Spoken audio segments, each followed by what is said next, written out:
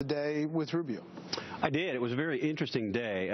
We talked. I asked him about the debate, of course, and asked him about his performance there, and he didn't back down. He said, look, I'm going to make this argument. I'm going to keep making it because it's what I believe.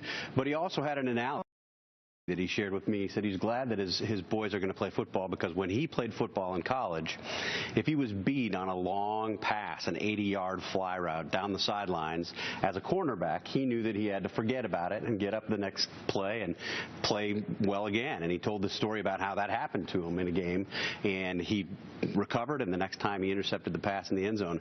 The interesting thing for me about that was I went with him to several events. He gave a small speech in a little pub in Goffstown near Manchester here. And, this idea that Marco Rubio is overly scripted, he blew it up in this one speech. In the speech, he cited a poll that he had seen on Fox News as we were driving to the tavern. He raised and answered a question that he'd been asked by a radio interviewer a half hour earlier at a previous stop.